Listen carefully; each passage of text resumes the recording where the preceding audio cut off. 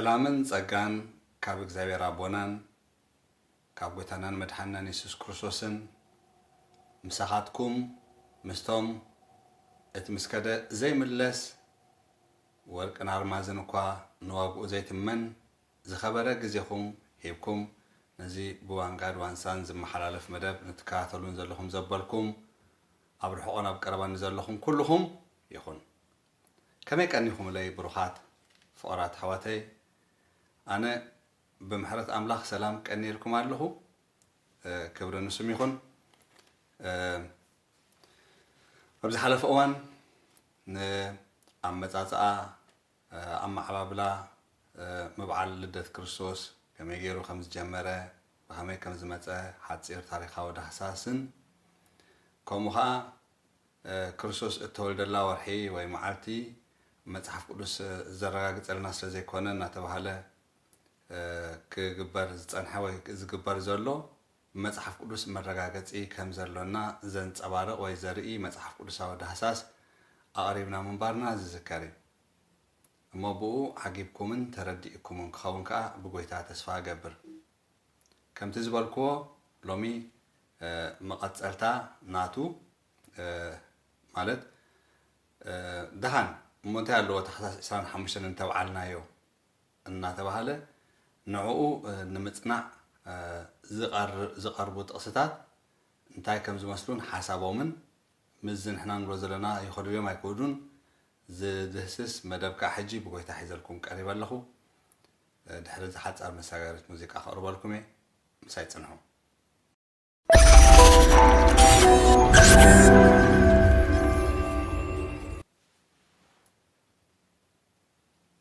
መቸም ከም ደቂ ሰብ ክንብል እንተደሊና ክንብሎ ዘይንኽእል ነገር የለን ካብ ከምዚ ዝተለዓለስ እቶም ቀዳሞት እኳ ክምስሉ ከሎስ ትንፈር ኣይትንፈር ጤልያ ይብሉ እዮም እዚ ማለት ኣብቲ ክትብሎ ዝደለኻ ክትፀንዕ እንተደሊኻ ክትፀንዕ ዝኽልክለካ የልቦን ሓንቲ ነገር ከረጋግፀልኩም ንዓይ ወይ ንዓኻትኩም ሓደ ነገር ሓቂ ስለ ዝመሰለና ሓቂ እዩ ማለት ኣይኮነን ዋላ ንሕና ሓቂ እዩ ኢልና እንተደምደምና ሓቂ ክሳብ ዘይኮነ ሓቂ ክኸውን ኣይክእልን እዩ ሓቂ እንተኮይኑ ጥራይ እዩ ሓቂ ዝኸውን መጽሓፍ ቅዱስና ኣብ ትንቢት ኤርምያስ ክነንብብ ከለና ደድሕሪ ፍትወት ክንምኻድ ክንደይ ኮታ ጨለ ኢኺ ኢሉ ኣሎ ደድሕሪ ፍትወት ክንምኻድ በቃ መገዲ ንምንዳይ ክንደይ ጨለ ኢኺ ትንቢት ኤርምያስ ምዕራፍ 2 ከባቢ 33 ክሳብ 35 ኣብ ዘሎ ክንረኽቦ ንኽእል ኢና እዚ ሓደ ነገር ክትብሎ ምስ ደለኻ ጥቕሲ ምፂኻ ነቲ ትብሎ ዘለኻ መረጋገፂ ምግባር ዝነበረን ዘሎን ግን ከዓ ክውገድ ዘለዎ ልምዲ እዩ ጥቕሲ ምጥቃስ ዘይኮነ ደቂ ሓቂ ዝገብረና ወይ ካብ ሓቂ ዝገብረና ሓሳብ ናይቲ እንጠቕሶ ጥቕሲ ክንርዳእ ምኽኣል እዩ እቲ ደቂ ሓቂ ዝገብረና ወይ ካብ ሓቂ ዘብለና ሕጂ ግን እቲ ሓሳቡ ናይቲ ጽሑፍ ገዲፍና እቲ ጥቕሲ ዝብሎ ዘሎ ምስ ንሕና እንደልዮ ዘለና ምስ ንሕና ክንገብሮ ደሊና ዘለና ዝመሳሰል ኮይኑ ምስ ንረኽቦ ቀጥታ መርትዖ ጌርካ ምቕራብ እዚ እቲ ዛጊት ዘሎ ባህልናን ልምድናን እዩ ግን ከዓ ክውገድ ኣለዎ ከም ዝበልኩ ወይ እንታይ ኣለዎ ሕጂ ራእዩ ብታሪክ ደረጃ ክርስቶስ ተሓሳስ ከም ዘይተወልደ እናፈለጥና ክርስቶስ ጥሪ ከም ዘይተወልደ እውን እናፈለጥና ንሓደ ዛዕባ ብዝምልከት ሓደ ሓቂ እምበር ክልተ ሓቂ ከም ዘየሎ እናተረዳእና ታሕሳስ 25 ተወሊዱ ወይ 7 ተወሊዱ ክንብል እኮ ሓዲኡ ሓቂ ክኸውን ዘለዎ ዋላ ከምኡ እንተዝኸውን ሓዲኡ ሓቂ ክኸውን ዘለዎ ግን እንታይ ኢና ንገብር ዘለና እንታይ ኣለዎ እሞ እናበልና ኢና ንኸይድ ዘለና እንታይ ኣለዎ ክንብል ምስ ዘለና እንተ ብግርህነት እንተ ደይመደይልካ ዝመፁ ጥቕስታት ኣለዉ ክልተ እቶም ብተደጋጋሚ ነዚ ነገር እዚ ኣመልኪትና ክንዛረብ ክንደሊ ከለና ዝገጥሙና ጥቕስታት እዮም እዞም ክልተ ኢና ሎሚ ክንደህስስ እቲ ሓንቲ ሮሜ ምዕራፍ 14 ጥቕሲ 5 እትረኽብዋ እያ تخليت خا قولسي خلته 16 الترخبوا يا رومي معرف 14 تقص 5 زلا كنت خلنا اتحاده نتحنت معاتي كابت خالق ابليصو يريا اتحاده جنا نخلن معالتات معره غيرو وي بمعرئيو زريئن مسوله نفسه كفسب بحسابه ردو يخون إلنا له اسكاب زي نرأى حجي اتحاده نتحنت معالتي كابكال أبليت زريالو وأبليت يفريا سلازي نتحنت معالتي بلا اللومبر نرقص معالتي وين خمسة أيلو خابزي ولا تحساس سنة حمشتن نعي تازبلت معالتي أنت والكو تحدها أيفال ترشوعته نعي تازبلت معالتي أنت والكو انت هاللو نمبال انتك أمال عجز أصي نفس الكفسة بحساب ردو يخوني لناي سلازي أنا تحساس إسران حمشتن كرسوس توليدو لأنت والكو حاويكات رشوعاتي كرسوس توليدو لأنت بلا دحان أنا تازفلوها معالتي نعي فليت تخون تحاوز فليا معالتي عن فليت تخون نمبالي حواري بقالو سقالتي أتكم زرلو مو أنا نحاوي كيف ردو بحساب يردو كون حاوي نعي كيف ردنها بحساب ردو كون كا نفس الكف بحساب ردو يخوني لنا عايز بحال زرلو مجمرة حق نايز حساب نايز صحف زي كم تنبلو زلنا دي ويس عيفالون نمرقات مجمرة كبحال زقبو أنا قرالو السؤال إزي ملأخت زي نابتا أبت زمن أبروم نزنبرت محبر امبر أب زمننا نزلونا نعنا زي تتصحف مخانو هنراقص علونا أب زمننا نزلونا نعنا ستتصحف نيرون تزخون أب زمننا نبقلو زلنا قلنا تحساس سران حمشان قلنا ترشوعاتنا ولنا سيزخونا نعنا ايوه بقى حجي أنا تحساس سران حمشان فلي خريقة شقري باللين يبلن له حاويكات ترشوعات فلين ترايا تقام يبلون يبلن له إلنا ما بلنا نعنا ستحفظ زخنا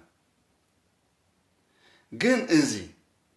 نعنا زي كونه نتواب زمننا نزلونان حجنا وعلوم زلنا بعلاتنا عملكيتو نعنا زي كونس نماني نتوم أبت زمن تزنبرو إذا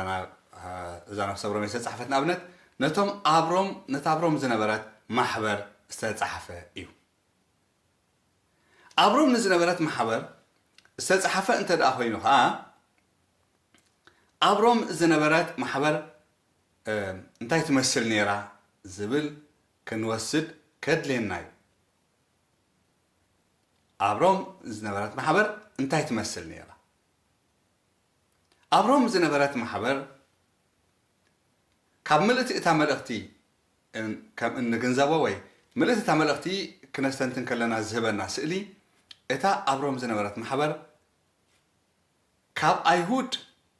بسجا أيهود بفيدال أيهود كاب زخونون كاب عليت أحزاب مالت أيهود زي كونو كاب زخونو بزدحانو استهانت محبر من باراي كده مركمي إتا أبروم زنبرات محبر نتعمل اختبار مرة مثلنا ببعض الناس إلي كاب أيهود مالت كاب عليت بيت إسرائيل بزخونو سباتن وكاب بزدحانو كاب زدحانو سباتن كاب عليتات أحزاب كاب زدحانو سباتن زتحنت محبر يعني لا حجي أب رومي معرف 14 أبت مجمرة نحرمتنا قاليو حامل بمبلع زأمنا له يلو قاليها كله خبال أقام تفقد له زأمنا له يلو نخلت يوم أتصحف دقفة مثل زخونة حملت راين تبلع حاجة فترة حدا سراسان حدا ندقفة كاي كله انت بلعها إذا فترة ما عرفت شعات دقفة كاي كلتيو يخوني مثلنا عايزين اتحمل زبلة ندخل زبلة عين عاب أي فردو ادخل زبالة خانة حمل زبالة عين عابقو قبل التعريقو إذا مسبلة نابزا معلتي زي أمتي خان تايلو حادة نحن معلتي كال أبليس ويريا ويفلي يريا اتحادقنا نخل المعلتات مع رجير يزريين جزيهم كلتهم رداتهم منهم اتحادة نتحنت معلتي كابتن كالوت أبليس وزريا زلو منهم أيهوداوي بسجا أيهوداوي كاب عريت إسرائيل زدحانة نينت فلي ريا سنبت نتا سنبت نتا إجزاير أملاخ باقل إيو كي إيه زأززنا زبارخان زقدسان سابعيتي معالتي نعا فليو زرئي الله إذا بلا نازل لنبر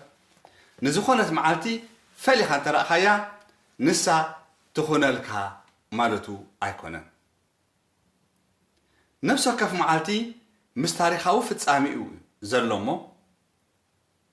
كريستوس تولد الله معالتي انت رأى كنبر كوينا اتا كريستوس تولد الله معالتي اتا كريستوس تولد الله ورحيق مفلت كنكئل لنا مهناتو حق انيا تاريخاو فتسامي سلازخونه أكون دا كريستوس متيها قدف أبناتنا أبدك سوات متينا أبناتنا وكاسي أنا استولد كلها معالتي دايا أنا استولد كلها تخون بر أنا زي تولد كلها معالتي أنا تولد الله إلى بقى نعتز أمبركو أنا استولد كلها تكون يتخلنا ساز أنا زي تولد كلها معالتي أنا تولد الله إلى تتقبل يا مس تاريخي وتي من متأثر زي بالله معالتي زقبر زلهم أزبع زلهم مالتي أقوى ترجم كلا بسي مسو تاريخ زت أساسر مسو تاريخ هو في تأمنا هيوات كاز تأسر خانت معلتك واحد تقول كلها يتأساسر أقوى ترجم هب بمثل جن مس تاريخ كامل متأثر زي بقول معلتي أنا تولد كلها أحد ولا تخلنيها أتولد كلها سلزخون كا لازم فلي خاطئ أنت خال كلاس فلي تختكون جنا يتخلنيها ولا حد فلي في تأمن زي بالله معلت سلزخونت ويفلي في تأمن زي تفتح ملا معلتس لزهونت ترديهم نقطون تسفى قبل سازي حنت معلتي كابتن قالوا تفلي يريا زبدلو نا يهوداوي نخاب عليه إسرائيل زدحانه سنبت فلي يريا مخنيات الله سها إجزاير أملاخ زعرف الله معلتيا سلا زعرف الله أزبار خان قدسان معلتيا بقى قلعيو كين عي تزاز استوهبنا معلتيا سلازي مسارات هالو سبز حج كم تجبره كم خونا لو دي يقولون كله هتوهينو مستي بتما فساوات عامة عامة خمالتي خالد نجار كوين جن مخنات كنا لو اتحادها نقولات المعاتات مع رجير يزريين كله إذا أمني كعالتات أحزاب زد حنا مالت شدش معلت إيه تجوارك خلون جبر أتاسع عيت جنا ناي إجزاير أملاك كعرفت سنبت يامو بقى قال أيو أي تعايز بلت إذا زينة ورسب زبل حقي زي بيوسب نعو كلها المعلتات معرين نبغيتها خيمة خلون نبغيتها مش متها كما يقتل كل المعلتات نوعها معرين خلنا خمسة زلوا قبل له إزيو اتحكي إزاي تحكي؟ إمبر اتحدث نتحنت معلت خافتن قالوا تبليت يري أعتبر دلهم أبز خونت معلت بقى حجولا كرسوس زي تولد الله معلت تكون تحساس إسلام خمسة نمبر نعرف لي تكون بقى كرسوس تولد الله يلي تأمن بالله أنت بالك مس لدت كرسوس من متحزي بالله معلت هات تأمن بالله مو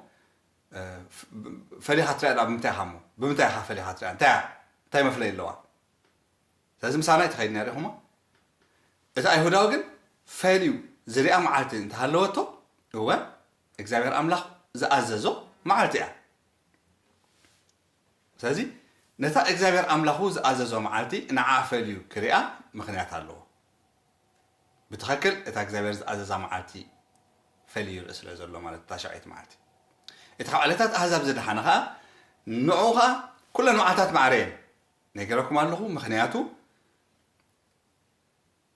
تا سبعيت معلتي بقى قال عيو أي تعي زبل تأزاز كاب زي نبورا عليه إذا تأزاز زي عبيو ሰብ ስለ ዝኾነ ብኸም ዘይ ዓበየ ስለ ዝኾነ ማዕረ ገይሩ ክልአን ፀኒሕ ኣሎ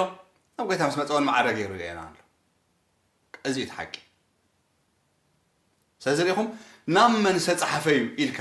ምርኣይ ኣገዳስነቱ ዓብዪ እዩ ዝብለኩም ዘለኹ ነዚ እዩ ሕራይ እዚኣ ርኢናያ ቆሎሴ ምዕራፍ 2 ጥቕሲ 16 ዘላ ኸዓ ደጊም ብብልዕን መስተን ወይ ብምብዓል በዓላት ወይ ብስርቂ ወርሒ ወይ ብሰናብቲ ዝመፀ ሓደ እኳ ኣይፍረደልኩም ትብል ፅሕፍትላ ሕጂ ብምብዓል በዓላት ብስርቂ ወርሒ ብሰናብቲ ዝመፀ ሓደ እኳ ኣይፍረደልኩም ይብል እሞ ታሕሳስ 25 ክርስቶስ ተወልደላ መዓልቲ እዩ ኢለ እንተበዓልክዋ ንስኻ ታሕሳስ 25 ክርስቶስ ኣይተወልደን ኢልካ ክትፈርደለይ ኣይትኽእልን ኢኻ ንምባል ንጥቀመላ ኢና እዛ ጥቕሲ ወይ እውን ኖ ጥሪ 7 ክርስቶስ ተወሊዱ እንተበለ ኣነ ጥሪ 7 ክርስቶስ ኣይተወልደን ኢለ ታሪኻውን መፅሓፍ ቅዱሳውን ዳህሳስ ብምቕራብ እቲ ሓቂ እንተ ኣነፀር ኩሉ ክትፈርደለይ ኣይትኽእልን ኢኻ ኢሉ ዘቕርበለይ ጥቕሲ እዛ ቆሎሴ 2:16 እዛ ጥቕሲ እዚኣ ብሓቂ ዶ ነዚ እንብሎ ዘለና ተመልክትያ ብሓቂ ዶ እዛ ቆሎሴ 2:16 ታሕሳስ 25 ወይ ጥሪ 7 ክርስቶስ ተወሊዱ ንኽንብልን ካልእ ሰብ ከዓ ንኸይፈርደልናን ተኸልክሎ ድያ ሕጂ እውን ናብ መን ተፃሒፉ ዝብል ኣዝዩ እቲ ኣገዳሲ እዚ ጥቕሲ እዚ ሕጂ እውን ናብታ ኣብ ቆሎሴ ዝነበረት ማሕበር እዩ ተፃሒፉ ስለምንታይ ሞ እዚኣ ቃል እዚኣ ኢሉ ሃዋርያ ጳውሎስ ንዕኦም እንታይ ኢልና ኸ ካብ ሕብረት ሃዋርያት ዝተፈንጨሉ በቲ ሓደ ክርስቶስ ከም ዝሞተ ዝኣምኑ በቲ ሓደ ከዓ እቲ ኣብ ዘመን ብሉይ ኪዳን ዝበዓል ዝነበረ ክግበር ኣለዎ ዝብሉ ዝተስኡ ስለ ዝነበሩ ወይ በዚ ምርዳእ እዚ ኮይኖም ዝተዋፈሩ ንብዙሓት ካብቲ ሓቂ ኣብ ምዝንባል ዓብዪ እጃም ዝፃወቱ ዝነበሩ ሰባት ስለ ዝነበሩ ሰብ ቆሎሴ በዚ ነገር እዚ ከይጥቅዑ ምስ በለ እዚ ቃል እዚ ፅሒፉሎ እምበኣርሲ ብብልዕን መስተን ማለቱ ኣብ ዘሌዋውያን ምዕራፍ 11 ኣብ ዘዳግም ምዕራፍ 14 ዘሎ ምጥቃሲ እዩ ኣብኡ ሞክስዕ ዝመልስ ሸኾንኡ ዝተመቕለ ፅፍሩ ተሰንጠቐ ዘበለ ብልዑ ኢሉ ኣሎ ሕጂ ሞክስዕ ዘይመልስ በቃ ኣይበልዑን እዮም ሸኾንኡ ዘይተመቕለ ፅፍሩ ዘይተሰንጠቐ ኣይበልዑን እዮም ስለዚ ሕጂ ከምኡ ክትበልዕ እንተተረኺብካ ኣይፍረደልካ እዩ ዝብል ዘሎ ብምብዓል በዓላት ዝብሎ ዘለኻ ነዚ ሎሚ ዝበዓል ዘሎ በብዓይነቱ በዓላት ዘይኮነ ነቲ ኣብ ኦሪት ዘሌዋውያን ምዕራፍ 23 ኣብ ኦሪት ዘሌዋውያን ምዕራፍ 25 ዘሎ በዓላት እዩ ዝዛረበሉ ዘሎ ብሰናብቲ ዝብሎ ዘለኻ ልክዕ ከምኡ ብስርቂ ወርሒ ዝብሎ ዘለኻ ወርሒ ትበርቀሉ ማለት እዩ ብሰናብቲ ክብር ከለኻ እታ ሸውዓይቲ መዓልቲ ምባሉ ጥራይ ዘይኮነ ኣብ ነፍሲ ወከፍ በዓል ክህሉ ከሎ እታ ድሕሪ እቲ በዓል ዘላ መዓልቲ ንበዓላ ከም ሰንበት ትበዓል ስለ ዝኾነት ናይ ብዙሓት በዓላት ዘሎ ክበዓል ከሎ ዘሎ ድሕሪኡ መዓልቲ ከም ሰንበት ስለ ዝሕሰብ ሰናብቲ ኢልዎ እዚ ማለት ንኣብነት ፋሲካ ምስ ኣብዓሉ ንፅባሒታ ዘላ መዓልቲ እቲ ዓለት 15 ማለት እዩ ሰንበት ትኹነልኩም ኢሎም ኣሎ ንኣብነት ሕጂ ዋላ ሰሉስ ክትከውን ትኽእል ኢኻ ዕለት ግን ሰንበት ትኹነልኩም ማለት ብኣውን በታ ድሕሪኣ ዘላ ድሕሪ ፋሲካ ድሕሪ ሰኑ ውዒላ ሰሉስ ሰንበት ትኹነልኩም ማለት ዕረፉ ብኣኣ ማለት እዩ ሕጂ ሰንበት እያ ካልእ ዓይነት በዓል ምስ ኣብዓሉ እንታ ድሕሪኣ ዘላ መዓልቲ ሰንበት ትኹነልኩም ዝብሎም እውን ኣሎ ስለዚ ሰንበት እያ كم تدميري سنابت تزبله زلو اوكي بس كل زمت حدا كو ايفردلكم سلام انتاي ازي نتزمت صلالوتيو يلنا صلالوت ማለት ብሩኻት ስእላዊ መግለጺ ናይቲ ክመጽእ ዘለዎ ነገር ማለት እዩ ከዳግማይ ጽላሎት ማለት ስእላዊ መግለጺ ወይ ስእላዊ ቋንቋ ናይቲ ክመጽእ ዘለዎ ነገር ማለት እዩ ጽላሎት ናተይ ስእሊ ወይ ኣነ እንድሕር እንቀሳቀስ ኣለኹ ፀሓይ ኣብ ዘለዎ ከባቢ እቲ ጽላሎት ወይ ብቅድሚ ኣሎ ወይ ብድሕሪ ወይ ብጎኒ ክኾን ይኽእል ጽላሎት ንሱ እዩ ጽላሎት ክሳብ ዝበልና ተስፋ ዳ ዝህበካ እምበር ጽላሎት ካልእ ቁም ነገር የብሉን ስለዚህ ኢልና ሐዋርያ ጳውሎስ እዚ ነቲ ዝመጽእ ጽላሎት እዩ እንታይ ማለት እዩ ኣይናይ ማለት እዩ ሕጂ እቲ ኣብ ዘለዋውያን ምዕራፍ 23 ተጽሒፉ ዘሎ በዓላት እቲ ኣብ ዘለዋውያን ምዕራፍ 25 ተጽሒፉ ዘሎ በዓላት ነፍሲ ወከፍ ዘመልክቶ መንፈሳዊ ሓሳብ መንፈሳዊ ፍጻመ ኣለዎ ማለት እዩ እቲ ብልዕን መስተን ብናይ ብልዕን መስተን ተጽሒፉ ዘሎ ኣብ ዘለዋውያን ምዕራፍ 11 ኣብ ዘዳግም ምዕራፍ 14 ዘሎ ድማ ንሱውን ብጥረ ነገሩ በቲ ፊደላዋ ኣባህልኡ ክንከዶ ማለቱ ዘይኮነስ ብቐንዱ መንፈሳዊ ሓሳቡ ክንግንዘቦ እዩ ዝነግረና ዘሎ ጽላሎት ይሱን ፍጻመ ኣለዎ ሕጂ ጽላሎት ኣካል ኣይኮነን ሕጂ እንታይ ይብለና ኣሎ እዚ ነቲ ዝመጽእ ጽላሎት እዩ እምበር እቲ በዓላት እንታይ ኣይኮነን ኣካል ኣይኮነን ኣካል እቲ ዝነብር እቲ ዝንበር እዩ ጽላሎት እቲ ነጸብራቕ እቲ ስእሊ ጥራይ እዩ ስለዚ እዚ ሕጂ ራእዩ እዛ ንታሕሳስ 25 እዚኣ ወይ ንጥረ 7 እዛ ቆሎሴ ምዕራፍ 2:16 በይናይ ሸነኻ ኢኻ ተመልከት ምክንያቱ ኣብ ጥቕሲ 17 እንታይ ኢሉና እዚ እቲ ኣብ ጥቕሲ 16 ተዘርዚሩ ዘሎ ብናይ ብልዕን መስተን እተባህለ ብናይ ምብዓል በዓላት እተባህለ ብናይ ስርቂ ወርሒ እተሰርዐ ብናይ ሰናብት እተሰርዐ እሱ ጽላሎት እዩ ኢሉና ስለዚ ታሕሳስ 25 ከጽላሎት ያዲና ክንብላ ጽላሎት የልና እኮ ዝመጽእ ነገር ኣሎ ማለት እዩ ወይ ጥረ 7 ጽላሎት ያዲና ክንብላ ከምኡ ተልና ዝመጽእ ኣካል ኣሎ ማለት እዩ ስለዚ ቆሎሴ 2:16 እንዳልዓልካ ዝመጽእ ሓደ እኮ ኣይፍረደልኩም ትብሎ ሲድካ ታሕሳስ 25 ተባዓልኩ ክትፈርደለይ መሰለ ብልካን ጥረ 7 ተባዓልኩ ክትፈርደለይ መሰለ ብልካን ኢልካ መከላኸሊ ክትገብራ ሓወይ መርትዖ ክትገብረ ሓፍተይ እዛ ጥቕሲ ኣይተፍቅደልኩም እያ ከምቲ ኣብቲ ኣካይዳ ኢልየ ዘለኹ ትንኣስ ትዕበ ሓቂ ዘበለ ክነግረኩም እየ እዚኣ ተዓላማ ይውን ስለዚ ኣይተመልክትን እያ እዚኣ ሕጂ እዛ ቆሎሴ 2:16 ብምንም ሕጂ ገለ ሰባት እውን ብምብዓል በዓላት ዝመፀ ሓደ እኳ ኣይፍረደልኩም ኢሉና እሞ ሕጂ ኣብቲ በዓላት መፂኻ ንግደት ክንከይድ ክንበልዕ ክንሰቲ ከኣል እዩ ዝብሉ ከም ዘለዎም ሰሚዕ ኣለኹ በጃኹም ክትከዱ ተደልኹም ክትከዱ ትኽእሉ ኢኹም እቲ ጥቕሲ ግን ዘይሓሳቡ የመልክት ኢልኩም ኣይተሃብዎ እቲ ፍርዲ ከይገድድ ምእንቲ ሓደ ነገር ኣነ እንተዳ ኣብ ገለ ንግደት ክኸይድ ኮይነ ጥቕሲ ምክንያት ክገብር የብለይ በቃ ክኸይድ ስለ ዘለኹ ክኸይድ ኣለኒ ጥራይ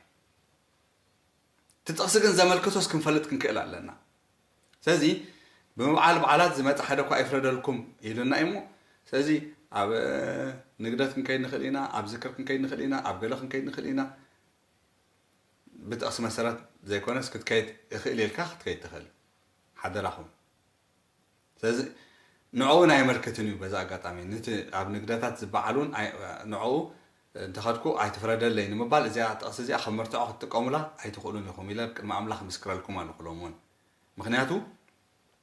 ደጊምና ንረኣያ ደጊምሲ ብብልዕን መስተን ወይ ብምብዓል በዓላት ወይ ብስርቂ ወርሒ ወይ ብሰናብቲ ዝመጽእ ሓደ እኳ ኣይፍረደልኩም እዚ ነቲ ዝመጽእ ጽላሎት እቲ ንግደት ከጽላሎት ናይ ምንታይ ምክንያቱ እዚ ጽላሎት እዩ ዝብለና ዘሎ ሐዋርያ ጳውሎስ ስለዚ ሐዋርያ ጳውሎስ እዚ ጽላሎት ኢሉ ዝዛረበሉ ዘሎ دغمركم ኣለኹ ببلعن مسن زبلا عبد الله معرف 11 عبد الداقم معرف 14 زلو معناتيو بمبعال بعالات زبلو عبد الله معرف 23 تزرزيرو زلو عبد الله معرف 25 تزرزيرو زلو بعالات نعوز مسل كالئ كم عبد خلق معرف 9 عبد الداقم معرف 16 وزت زلو معناتيو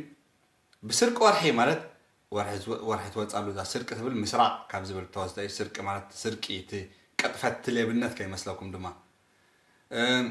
بسنابتي كبر كلوها كم ذا قديم خبلكم صنحكم دحر نفسه كف زبعل بعل دلا معلتي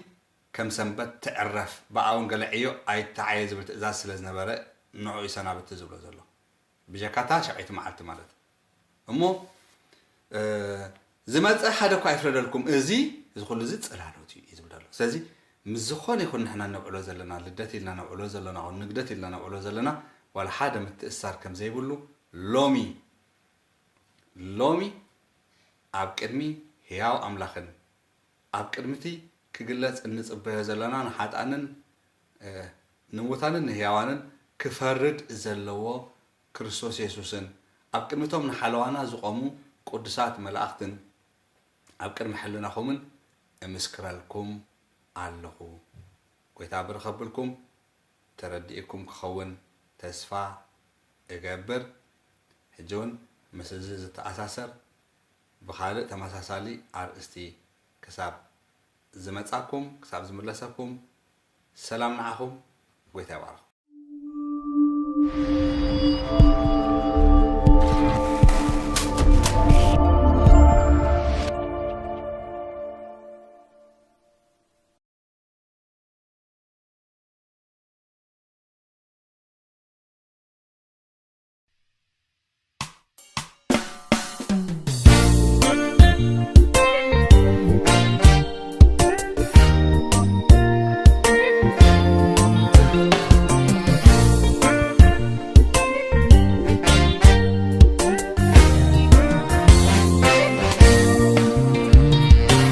نفسي كالأملاخ كم زلوا كمي كان بكرنكي هدم تبلوا ديفالتكم وخينكم يخوم انبرت ركبنا يحوى أباي أنا بوبك كريستوس حدينا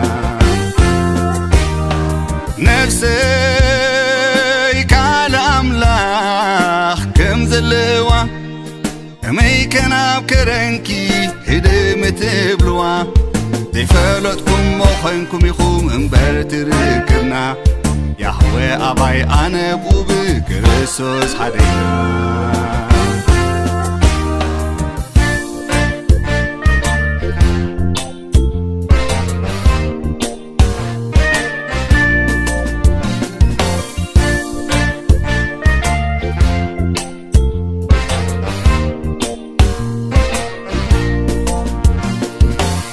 تزحفكتو عين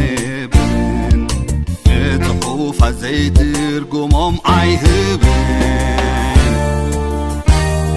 ينيون كنا جونت تخوف عي حاسبن كابوني يمان تقام عي زبلن يلامو ساني بدل تخينو بغندو لناخوم برابر اموس كفردو انت خينو بزين نسبني كالو نفسي كالأملاخ كم زلوا كمي كان بكرنكي هدم تبلوا ديفالتكم وخينكم يخوم انبرت ركبنا يحوى أباي أنا بوبك كريستوس حدينا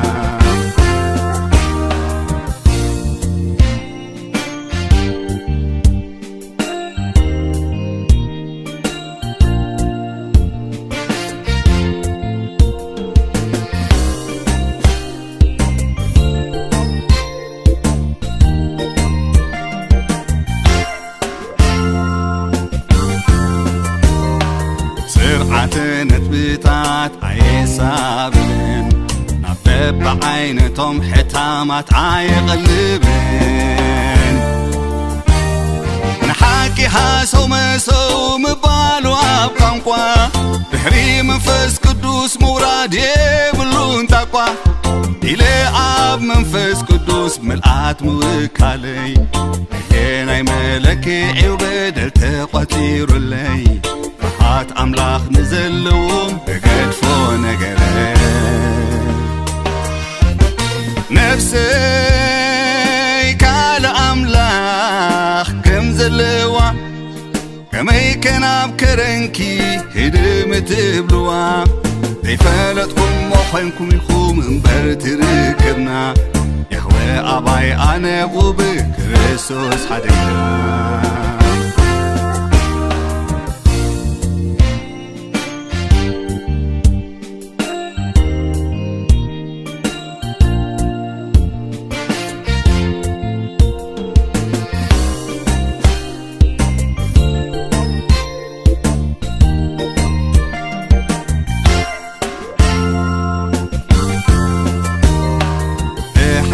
ሸነኽ ቅዲስ ሥጋ ዝምህረሉ በቲ ሓደ ጥበብ መንፈስ ዝዛረብሉ ንኽልቲኡ ቋንቋታት ኣይሓናፍፅን መንፈሳዊ ባቢሎን ኣይሃንፅን ዘይተገዝረ ቋንቋ ኣየማዕብልን ፅምብርባር ቋንቋ ያህዌ ከቶ ኣይገልገልን ራእይን ምንባረይን ነዚዩን ዘለዓለም ነፍሰይ ካልእ ኣምላኽ ከም ዘለዋ ከመይ ከናብ ከረንኪ ህድም ትብልዋ ዘይፈለጥኩም ሞኾንኩም ኢልኩም እምበር ትርክብና ያህወ ኣባይ ኣነ ብክርስቶስ ሓደና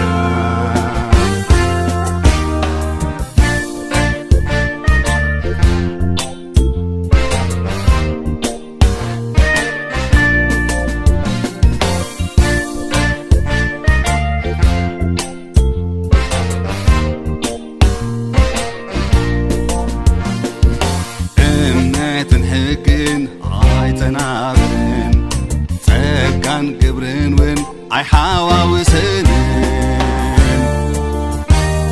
ግብሪ ሕለናን እምነትን ኣይላፍነንን ከም ብርሃን ምዃኑ መጠን ክበርቲ ብርሃን ከም ምድሓን ምዃኑ መጠን ክንገርቲ ምድሓን በዚ ኸምዚ ክበዝሑ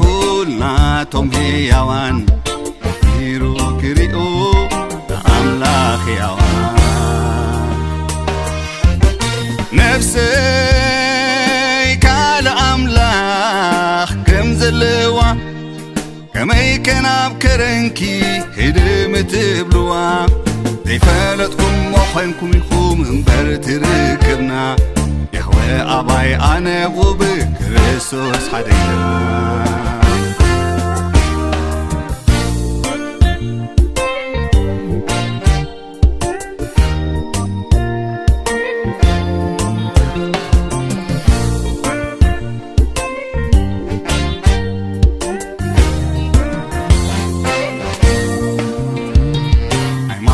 ሃይማኖታውነትን መንፈሳውነትን ስምዒታውነትን ትኽውንነትን ሰማይ ምድሪ ዘይገልጾ ዓብዩ ትጋቦም ግደፉ ኣይንበድል ኣይነዋስቦም ከም ማሕበር ለዶቅያ ከይከውን ፍሬና ጻማ ኣልቦ ከይከውን ድማ ትጉዕዞና ለመም ካሪዶ ምቕጠረኒ ከምጓና ነፍሰይ ካልእ ኣምላኽ ከም ዘለዋ ከመይ ከናብ ከረንኪ ህድም ትብልዋ ዘይፈለጥኩም ሞኾንኩም ኢልኩም እምበር ትርክብና ያህወ ኣባይ ኣነ ብክርስቶስ ሓደና